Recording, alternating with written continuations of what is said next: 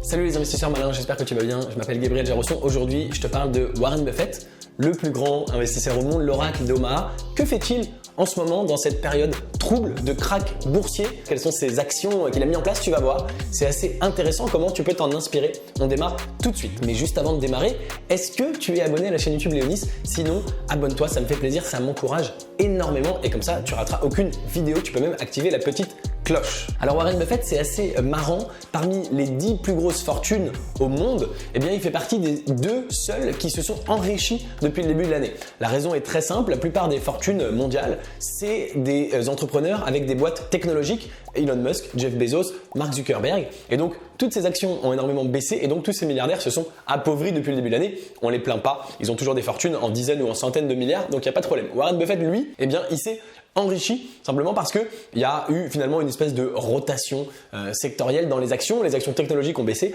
Il y a d'autres actions qui étaient très sous-évaluées sur d'autres secteurs qui ont augmenté. Et donc, Warren Buffett s'est enrichi. Mais il ne s'est pas contenté de ça. Il ne s'est pas dit, bon bah super, je m'enrichis, alors pas besoin de travailler.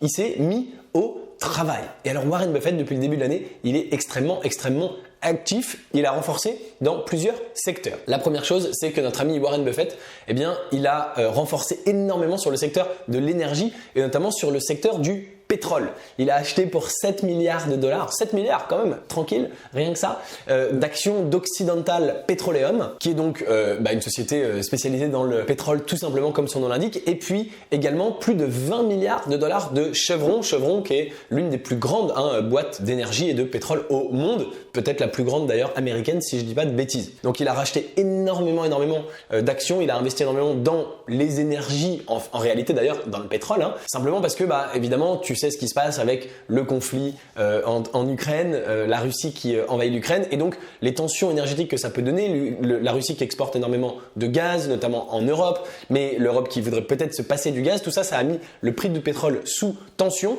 ça fait exploser les prix et donc ces entreprises-là, évidemment, ça fait énormément augmenter leurs bénéfices. On peut se poser la question du très long terme. Est-ce que c'est des bons achats? Moi, personnellement, j'aurais pas investi dans ces boîtes-là, mais Warren Buffett, lui, il y va. Et effectivement, déjà, depuis quelques mois qu'il a investi, c'est déjà des bonnes affaires puisque les actions étaient assez basses. Elles sont en train de monter. Les bénéfices de ces boîtes montent et elles engrangent énormément de cash. Deuxième chose, Warren Buffett achète 11% du fabricant HP, Hewlett Packard, que tu connais, fabricant d'ordinateurs et d'imprimantes. Alors, très honnêtement, moi, j'ai pas vraiment compris pourquoi. J'ai cherché en ligne. HP, contrairement à Apple, alors tu sais que Warren Buffett, il a beaucoup d'actions Apple. HP, ils ont pas vraiment il y a pas vraiment ce qu'on appelle une moat, ce qu'adore Warren Buffett, une douve. C'est pas très défendable. C'est des composants assez remplaçables et assez faciles à remplacer par une marque concurrente. Tu te dis pas, waouh, je vais absolument acheter mon imprimante chez HP. Tu achètes l'imprimante la moins chère. Alors, un des éléments que j'ai trouvé, d'une part, c'était pas cher en ce moment, valeur technologique. Et deuxièmement, ils ont quand même mis en place un système d'abonnement pour l'encre. Pour les entreprises qui impriment beaucoup, au lieu d'acheter toujours ton encre, tu as un système d'abonnement. Qui dit système d'abonnement dit que là, on peut aller chercher évidemment de la prédictibilité des revenus, de la rentabilité. C'est ce qu'adorent les investisseurs. Donc, il achète 11% de HP.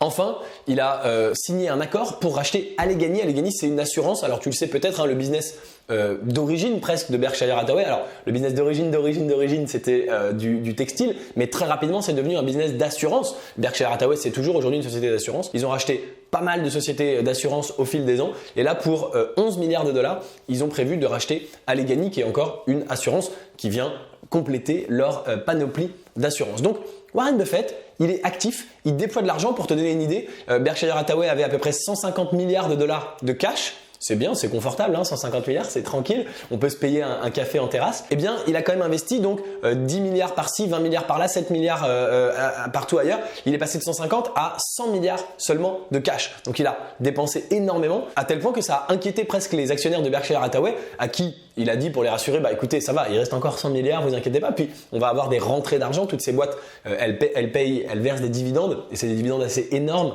en montant puisqu'il détient énormément d'actions, d'accord ? Donc, il a beaucoup dépensé et donc je voulais faire cette vidéo pour te raconter ça et te dire que comment on peut s'en inspirer. Eh bien, il y a cette citation de Warren Buffett qui est extrêmement célèbre, que je te rappelle. Be fearful when others are greedy and be greedy when others are fearful. Donc, en français de France, ayez peur quand les autres sont cupides et soyez cupides quand les autres ont peur. Eh bien, en ce moment, c'est la panique sur les marchés. Beaucoup de gens ont peur Et Warren Buffett, comme à son habitude, c'est pas la première fois, il est patient. Il a 91 ans aujourd'hui, donc c'est pas la première fois que ça lui arrive. Il avait encaissé de l'argent depuis des années, il achetait pas grand chose et au moment où tout le monde a peur et où ça se casse la figure, c'est le moment où il déploie son argent et où il devient cupide entre guillemets, c'est-à-dire qu'il passe à l'offensive. Donc pose-toi la question, moi par exemple, tu sais que j'ai une newsletter boursière qui s'appelle Pina Colada, depuis 2-3 mois, j'ai vu beaucoup de gens se désabonner et chacun fait ce qu'il veut, ils sont libres de se désabonner, mais c'est drôle comment la psychologie humaine dit la bourse baisse, alors je vais arrêter de m'y intéresser, je vais arrêter d'investir. Au contraire, vraisemblablement, c'est le meilleur moment pour investir. Et c'est en tout cas ce que fait Warren Buffett.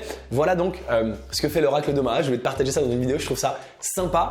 Bien sûr, dis-moi en commentaire si toi aussi t'achètes en ce moment. Si c'est le cas, bravo, tu as le bon mindset. Dis-moi si t'étais plutôt effrayé et que en regardant cette vidéo tu te dis bah oui c'est vrai, Warren Buffett il a raison. J'aimerais beaucoup. Si j'ai même fait changer une personne d'avis, franchement ce serait super. Et voilà, j'ai hâte de te lire en commentaire. Merci de m'avoir regardé jusqu'au bout. Bien sûr, si la vidéo t'a plu, aime-la, partage-la.